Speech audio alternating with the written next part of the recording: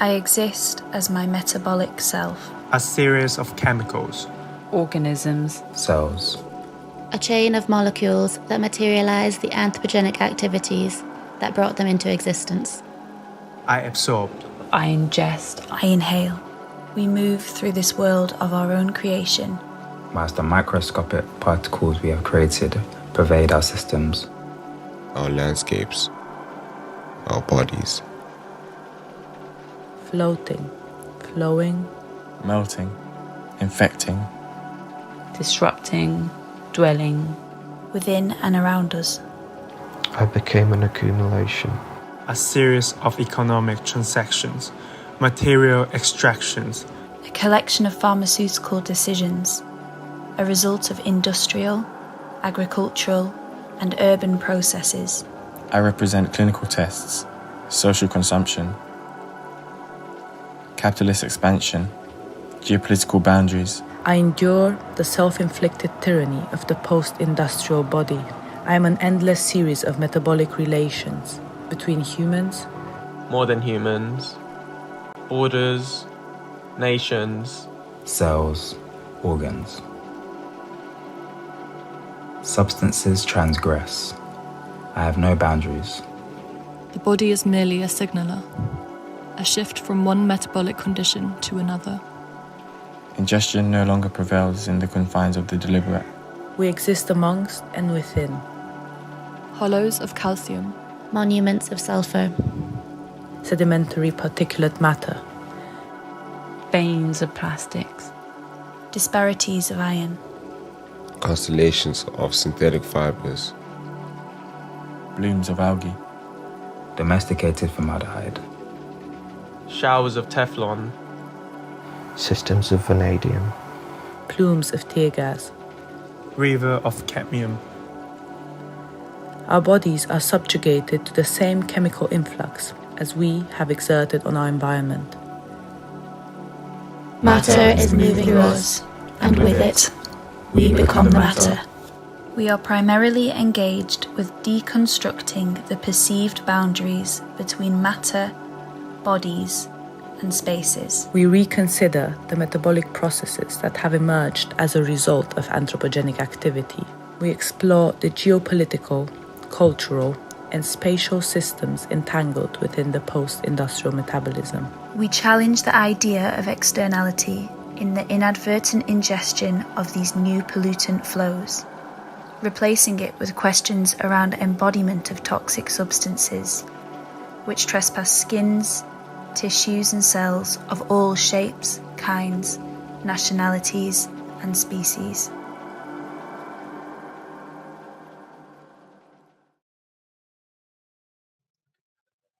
Welcome and good evening. We're Claire, Cyprian and Alexa, members of the collective Metabolic Selves. We will be your hosts for this evening's launch event of the Metabolic Selves digital platform. The collective formed in response to an invitation extended to the ADS 3 1920 cohort to take part in the Serpentine Gallery's ongoing Back to Earth project. For the anniversary, they have invited artists, architects, poets, and filmmakers to devise artist-led campaigns and initiatives responding to the environmental crisis. Metabolic Selves are concerned with matters around ingestion and digestion. To ingest in a post-industrial world is an inadvertent act, no longer a process of definitive input for desired output. Rather, ingestion in the Anthropocene reverses this lens, subjugating bodies to the same chemical influx as we have exerted on our environment. When we ingest matter into our bodies, we also ingest a chain of political, cultural, and economic signifiers. In order to reach a post-industrial understanding, Metabolic Selves believe that there needs to be a shift away from considering pollutions and pollutants as external entities. For the launch of our digital platform, we've invited 3 guests to open up the conversation surrounding topics at the core of our work, the work of Metabolic Selves. Also, during the event, we will be tuning in and out of a musical performance commissioned by us, set in the Carpathian Mountains. The 2 musicians have recorded audiographic encounters with the digital as well as the natural world and comprised them into a metabolic sound piece. At the end of this event, the Metabolic Selves platform will go live, and we invite you all to immerse yourselves in an environment of post-industrial ingestion. So with that, I would like to welcome Hannah Landecker, our first guest to the conversation tonight. Hannah, who is a historian and sociologist of the life sciences, is both a professor in the Department of Sociology at UCLA in California and director of the Institute for Society and Genetics. Metabolic Selves first spoke with Hannah last October in 2019, in which Hannah played a huge part in shifting our perspectives around metabolizing bodies and conjunctures. So we're super excited to welcome Hannah back into the conversation. Myola, another member of Metabolic Selves, will also be joining the conversation. Hi, Hannah, and welcome. Thank you. It's nice to be here. So, Hannah, I think it would be great to start off the conversation talking about the developments in metabolic sciences and trying to understand how metabolism in the form of ingestion should not only be recognized as an act of energy, but also for information. You have spoken before about the understanding of changes from the 20th century metabolism with the ideas of siloed categories to a more post-industrial understanding where these categories crack open with one another.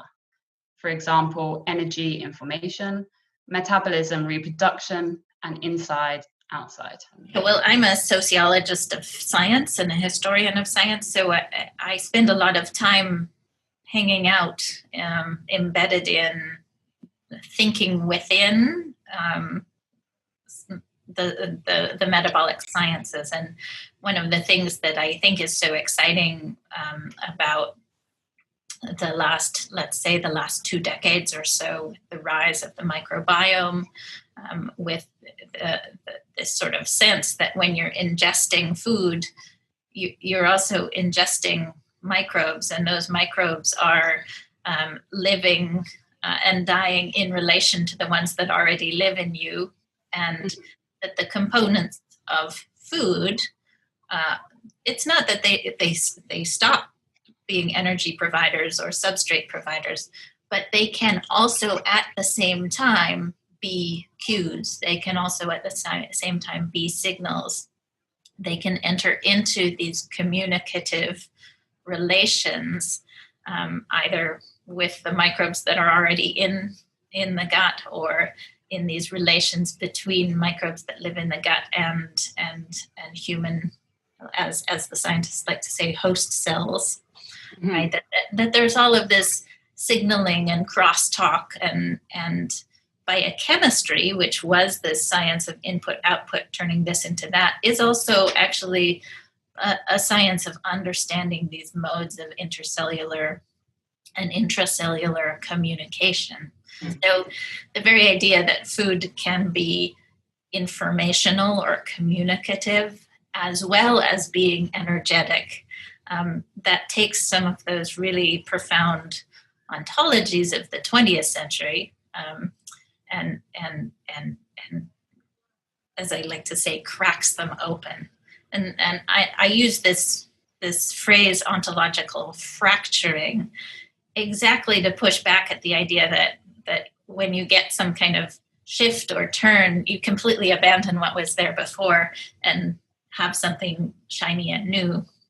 I do think it's more like you get these fissures in categories and things start to leak, and you're left with these fragments and pieces of varying sizes of older ontologies that you still have to work with and around in understanding anything, in describing anything, in drawing anything. But it still allows room for change. No, I was just going to say, so the whole idea of the interscale communication between all of these different players, one thing that I quite liked about what Hannah was saying is that certain things are functioning in the body, and you have these control rooms, or which are emulating the factory, which are emulating many supply chains. But what I quite like about that analogy is that once you start to think about the importance of these signalers, or these, I guess, foods that are giving information, once you think of them as information, you start to think of them as being very important in the entire network itself. I think that one of the things that is attractive about having it be this framework for thinking, or perhaps more importantly, a framework for rethinking, yes, is exactly what you just said, which is that it gives us this expansion, right? That ingestion is not just about food, but toxins are also metabolized. Metabolism is non-linear, and it is absolutely something that works through organization and compartmentalization and hierarchies and sub-hierarchies and sub-hierarchies, but they go in circles, they don't go in lines. Mm-hmm. And so it's expansive in the sense that it allows us to think about all kinds of substances in a biochemical milieu, but it's also this way of mixing up how we think one thing causes another. These lines of causality, that things the things at the end of the supply chain can impact where we think the decisions are made, exactly because the circuits of interaction are so complexly and circularly connected. It's not just one thing happens here and it echoes all the way down and it happens there. Those kind of directionalities, those 20th century flowchart directionalities are mixed up in that way. And suddenly the importance of what happens down at the end of the supply chain, for instance, is as important as what happens in the control room where the decisions are made. And it becomes this almost symbiotic conversation, if it's allowed to be, the symbiotic relationship, which means that what happens in the control room is affected by what happens at the end of the supply chain and vice versa. How do you make these processes visible? How do you kind of understand that when you put a substance such as PFAs into the environment, how do you understand that you're not putting it onto that one landscape? You're putting it into that landscape that holds no boundaries, your body that holds really no skins, everything is very permeable. Well, I like to quote the early 20th century scientists who thought that intermediary metabolism was, the best thing going, and they were out to understand every aspect of it, and said things like the ultimate aim of this science is to understand how matter passes through organisms. And they wanted to understand every single conversion, every single reaction, every single enzyme, so that they could understand every single step of what happened to matter when it passed through organisms. And I think that we're living through experientially the sensation that actually we are organisms passing through matter, right? It's the reverse. We're not these bounded efficient factories that matter is coursing through, and it's all about our factory, right? But we are these fragile groupings of matter moving through dense collections of matter that happens to be formatted by our industrial histories. So we might think that we drink the water, right? But we are moving through the water world, which has been generated by the ways in which we haven't regulated persistent organic pollutants. We might think that we breathe the air and then you can track what happens to oxygen and carbon dioxide in our cells and input output, but actually we move through this world of air. And, right. I mean, I'm in the green world right now, but if you look out my window, it's kind of orange out there, and these vaporized Californian forests are dense. I mean, it's a really physical feeling, right? It's not that I'm breathing the air and the air is mine to command, right? It is a very intense feeling of being breathed by this air, by being breathed by these materials that are in the atmosphere. The underlying condition has been even in its framing, the underlying condition, the pre-existing condition, the chronic condition. It's something that it's just there in the background. It's the background for other things, but it has really been foregrounded in ways that have made my thinking shift about what I'm doing. So it's interesting to think about the conversation that we had almost a year ago, and to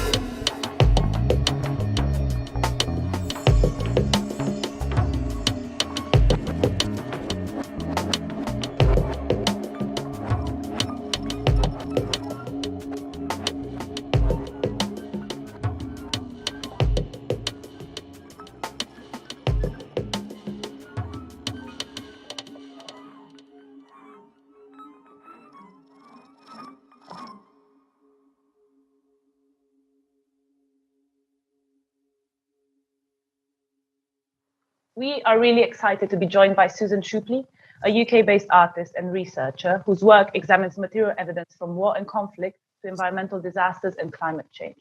Susan, welcome, and thank you for joining us in conversation this afternoon. It's a pleasure. I look forward to the discussion. So we're here to explore how your research-based artistic practice draws reference to the same entanglement of narratives and complex relationships of human and modern human interactions that we as a collective discuss in our call for a metabolic order. As a collective, metabolic selves are primarily engaged in constructing the perceived boundaries between matter, bodies, and spaces. We reconsider the metabolic processes that have emerged as a result of anthropogenic activity and explore the geopolitical, cultural, and spatial systems entangled within the post-industrial metabolism, with an emphasis on the often unrecognized agency and standing of that modern humans have in the post-industrial climate crisis landscape. So to begin, I would like us to talk about what you call the direct and indirect ways in which other than humans can bear witness, and maybe elaborate a bit on the evidential archive these non-human entities might entail.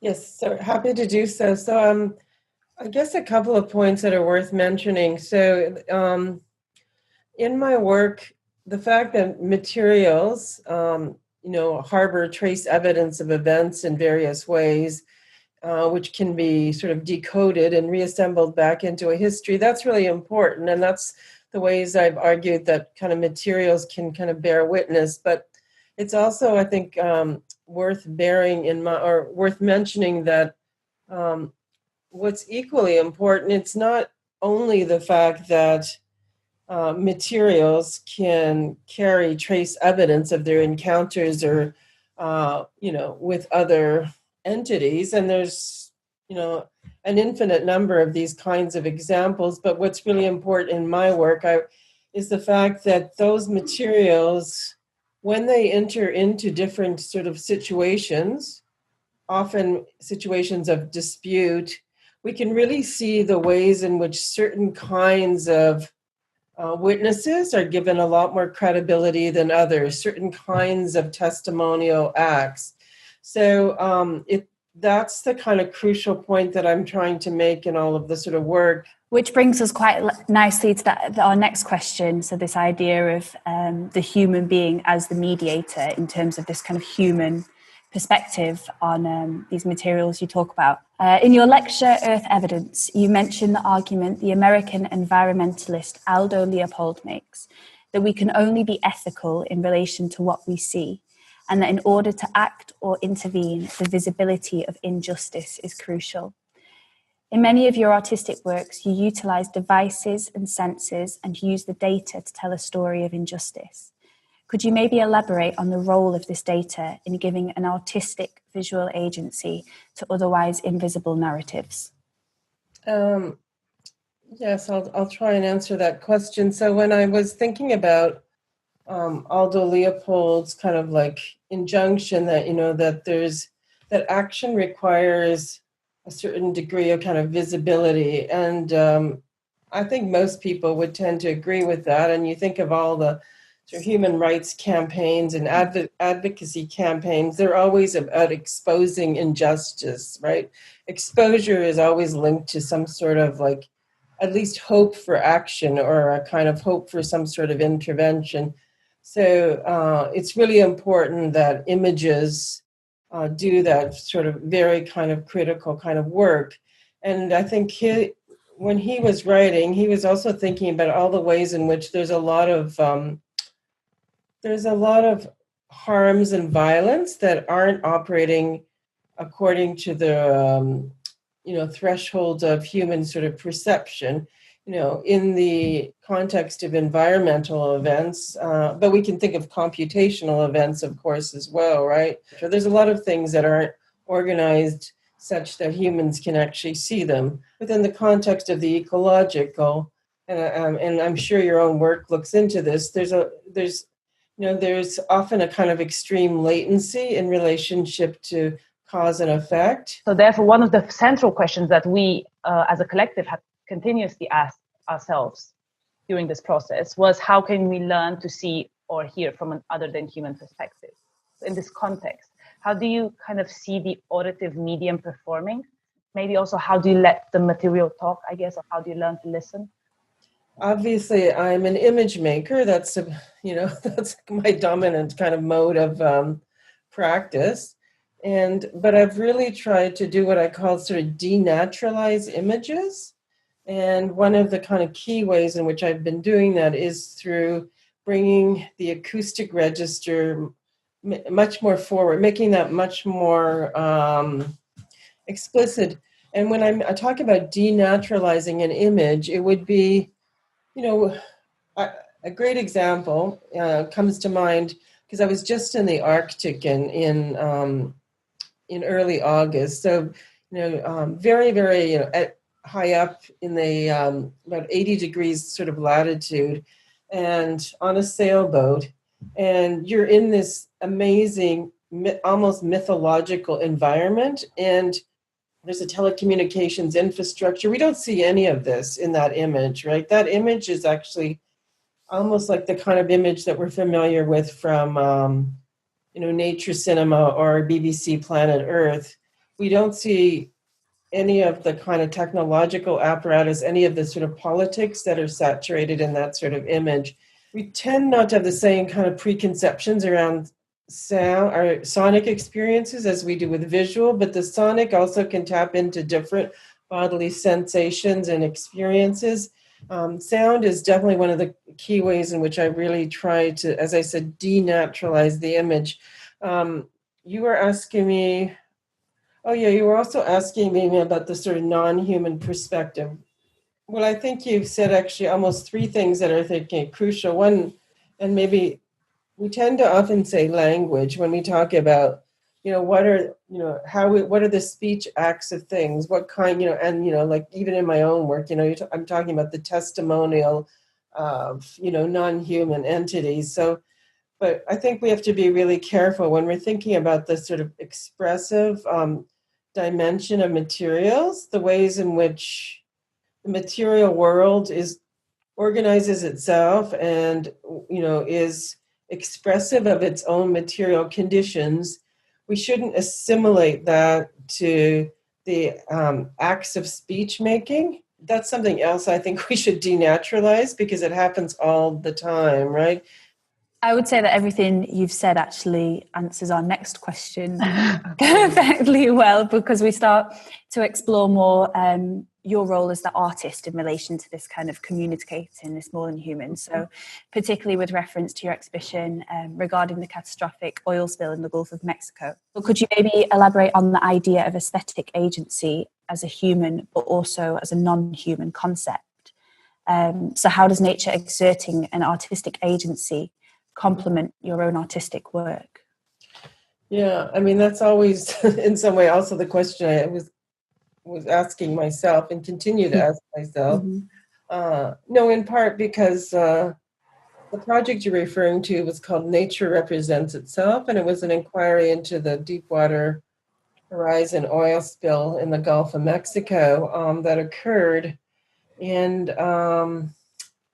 in part, I was sort of confronting the challenge in my own work because I wanted to take, I do take, say, materials kind of seriously.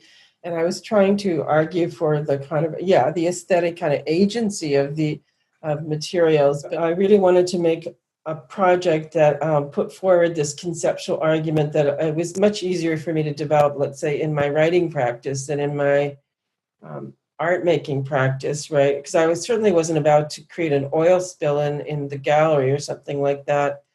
But I resorted to producing a computer simulation because I thought I need to produce an image that is self-generative, right? An image that produces itself.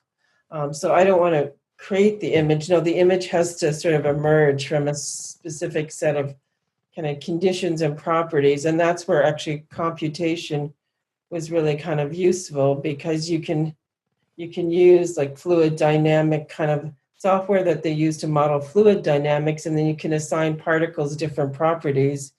And in fact, you could assign them the exact properties of the crude oil that was in the Gulf. And also bringing the whole conversation in the end back to the context in which we're doing this project, which is the Back to Earth Serpentine campaign. So the Serpentine Gallery called this year for the anniversary for new forms of cross-disciplinary environmental campaigns. And I guess this is a bit of a tricky question always. I guess we would like to ask you where you think you situate yourself in this context. Also because in the beginning of our conversation, you mentioned that sometimes this imagery calls for action in a way. So would you understand your work as calling for action or just maybe raising awareness? And also, with recognizing nature's political and artistic agency, could maybe this non-human campaign for themselves? Maybe it takes us back to where we began, because when we talked about sort of mediators, I do see my work as much as engaged in more in forms of mediation and public narration. But it's not so much on behalf of an iceberg, for example, but it's more, I see my role more mediating the different kinds of knowledge practices, the different modes of expertise. So my work is always trying to, in some way, bridge incommensurate sort of modes of knowledge production, right?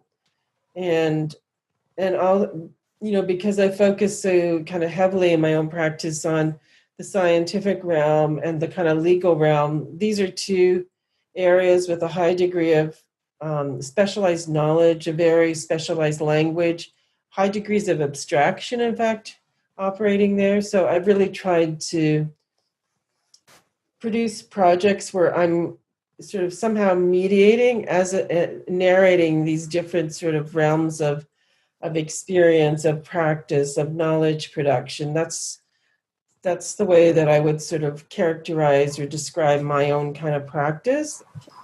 But I guess maybe the final point I would say, as artists, art can really play a kind of crucial role, because the translation isn't from page to page, not like English to French, or a technical argument with an Excel spreadsheet that will be translated into some sort of like analytical kind of journal article, which is, it's not, that needs to happen, of course, but I'm talking about translating across very say radically different kinds of experiences, and I think that's one of the things that art actually does really kind of well. So I think, at least I feel very strongly that there's a necessity also for artists who are engaged in trying to produce this sort of like, let's say, empathetic attachments to the non-material world, that we still do that with a high degree of kind of like technical kind of specificity, and really kind of situated in the sort of like kind of messy politics and context out of which that might arise, right? It's not just this kind of like emblematic moment, right? So yes, thank you very much. Yeah, Thank you so much. Freya, thanks. Well, good luck with all your work, and I think it's fantastic that you're reaching out to so many people, and I really appreciate the sort of like thoughtfulness with which you're approaching all of this. Yeah.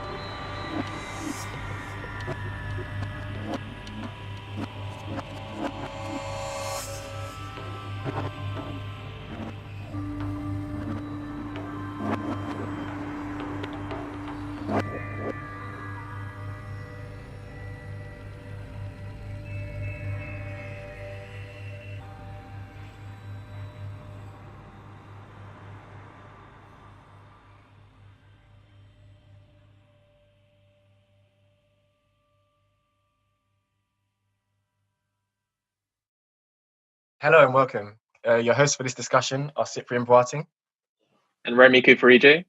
And today we're honored to conclude the series of metabolic conversations with Kumi Naidoo. For over 40 years, Kumi has been a lifelong social, economic, and environmental justice campaigner and was the executive director of Greenpeace International.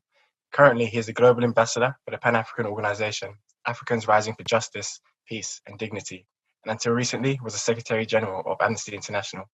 Kumi, welcome, and thank you for joining us. We're very excited to delve into your political and humanitarian approach towards environmental activism, and in particular, disobedience and disruption. Thank you very much. It's so wonderful to be with both of you. Much appreciated, Kumi. We're really, really honored for you to join us here today. And yeah, we can't wait to get straight into it. So I guess we're going to fly in with the first question. So we've previously discussed the role of evidence and accountability with Susan Schuppli. For example, looking at the way contaminated products within the homes of minorities affect their health of the people currently living there and the health of future generations onwards. And I'm just wondering, what do you think we can propose in regards to these forms of discriminations and injustice that take place to those minority communities who are exposed to these intangible and invisible contaminants? Well, thank you for the very kind introduction, but the use of contaminated products, irrespective of whether it impacts on minority and majority communities, is a crime. It must be addressed with urgency. And of course, it's true that minority communities, people of color, working class communities, and so on, are usually, whether it's in China or whether it's in the United States, they are on the receiving end of such exploitation for profit. So how do we address this in the current moment? The good news is there's some exciting things happening. What is needed is for us to be able to hold them account. The difficulty we have is that far too many countries in the world, the people that own our governments are in fact those very industries that are driving us to climate destruction. Absolutely. And I actually liked what you're discussing just then about making profit, because this actually draws into an introduction of yourself as well, because the idea of environmental justice focuses on the fair distribution of environmental benefits and burdens. And in the age of industrial capitalism, where costs are being cut to make profits, there's been an increased mistreatment of people in relation to race, in relation to national origins, and income also. I would love for you to elaborate on your connection between human rights and the work for campaigning for environmental justice, and how it often targets minority communities. I'll tell it to you in a story. Right? So when I was joining Greenpeace in 2015, I didn't have a profile as an environmental activist. I was involved in democracy activism, economic, social, cultural rights, mainly gender equity, and so on. And when I was doing interviews with newspapers with the media in the first days as head of Greenpeace, people asked me, "Oh, so I see you've left poverty and human rights and gender equality and you're moving to environment." I said then and I say now that the struggle to avert catastrophic climate change and to prevent environmental collapse, and the struggle to ensure that people have decent homes, decent nutrition, and a decent health care so they don't live in poverty, must, can, and should be seen as two sides of the same coin. Without one, you do not have the other. What the women's movement taught us about a long time ago when they said what we need is intersectionality. When the feminist movement introduced this word, which is not the easiest of words, let's admit, but it's a very powerful concept. It's saying, for example, as a women's movement, if you want to advance gender equality, you needed to understand how gender interacted with race, class, religion, and so on. Because nobody exists with one identity, right? You know, human beings are complex beings, right? You know, when I found myself in 2009 as the head of Greenpeace, I found the head of the global trade union movement, an amazing woman, Sharon Burrows, who said very, very powerfully, she said, "Secretary General, why I, as a trade unionist, have to be engaged in the struggle to end catastrophic climate change is because there are no jobs on a dead planet. There's no metabolism in a dead planet too, maybe." So basically, to separate human rights and environmental justice, or to even separate any other cause, whether it's indigenous rights, gender justice, and so on, is a tactical, strategic, and I would even say a moral error. And when we have crises are good things, actually. The Chinese have the same character for opportunity is also crisis. I think it's called Wai Chi. Okay, and we can turn crises into opportunities if there is political will to do that. But in 2008, 2009, when the crisis ended, what did we get? We had system recovery, system protection, system maintenance.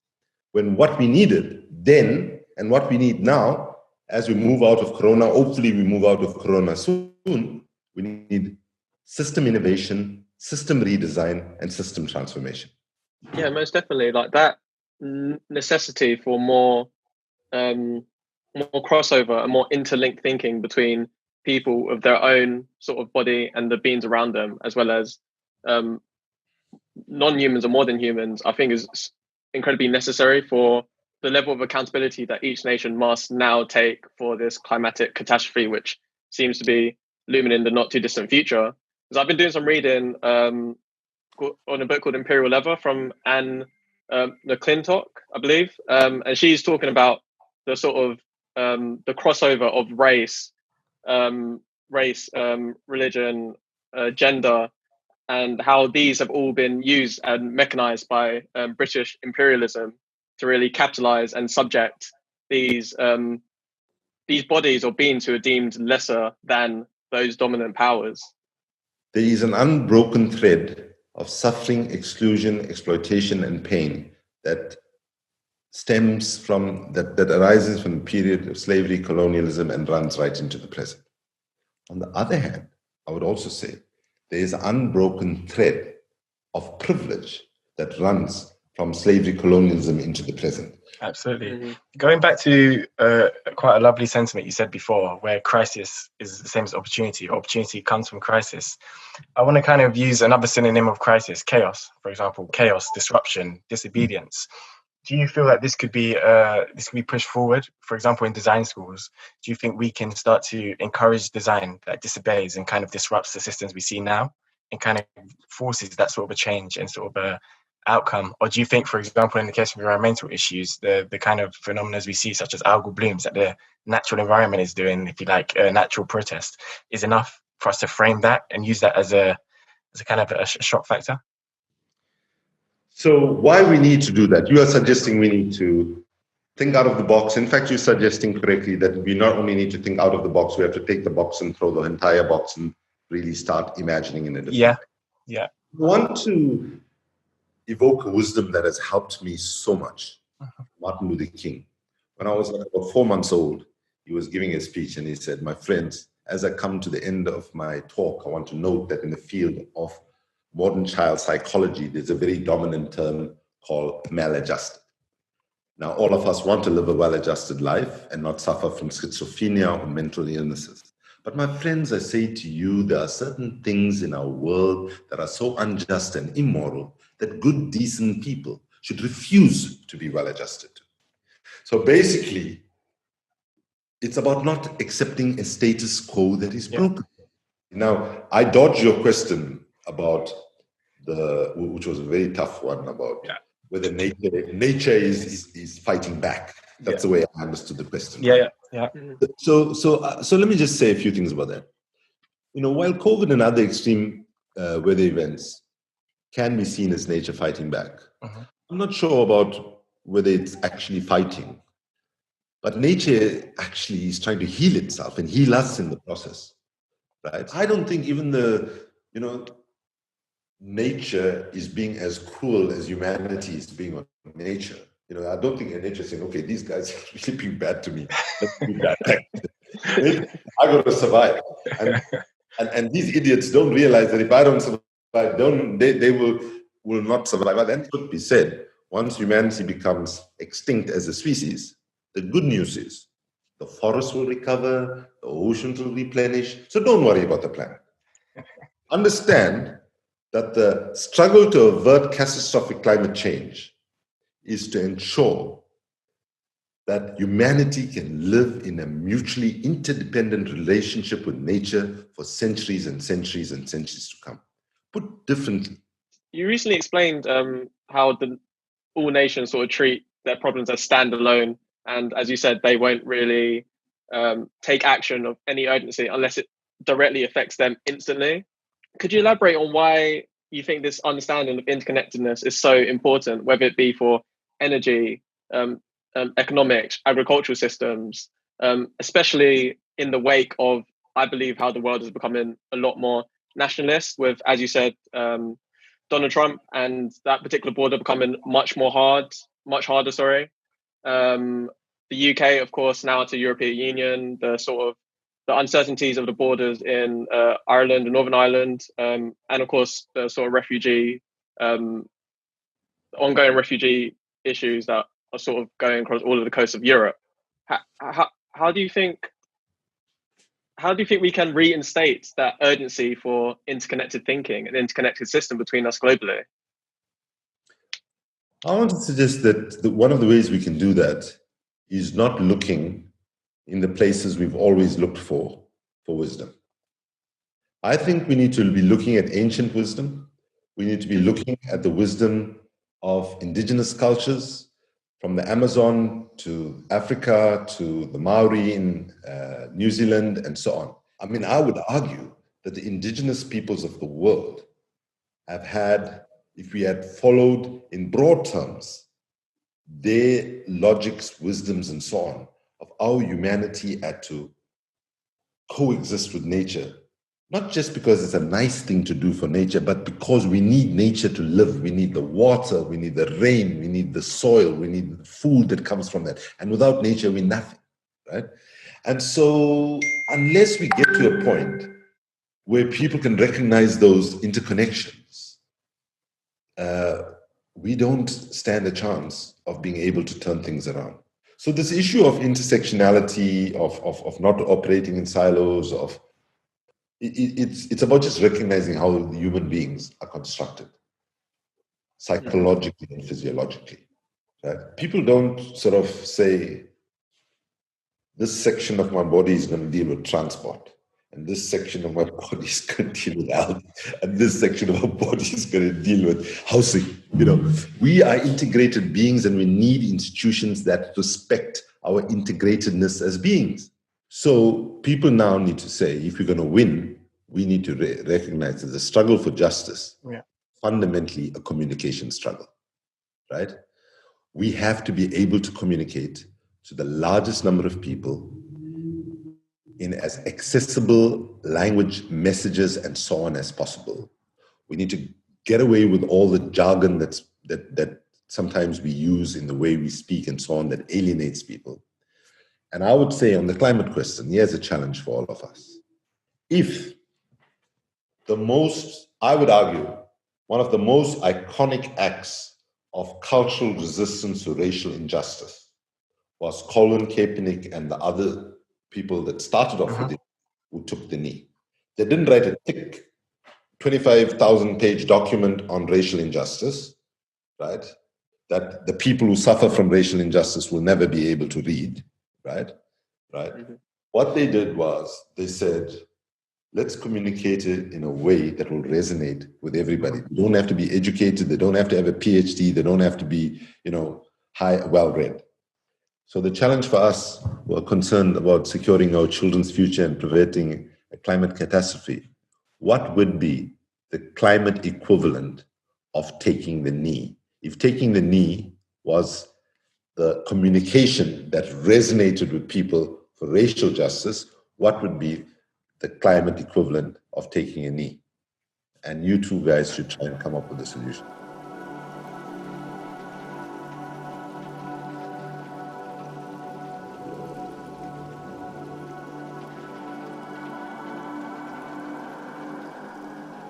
In 1969, the River Cuyahoga in Cleveland caught fire not once, but 13 times. Since June 12, 2019, 88% of Hong Kong's 7.4 million residents have been tear-gassed. In the 2005 FEMA disaster, all the trailers were tested to have formaldehyde levels reaching above 100 parts per billion. with some at 500 parts per billion, over 100 times the national regulatory standards. In total, there are almost 200 hectares of land occupied by rock and ash landfills throughout the valley. These account for a volume of 34.67 million cubic meters.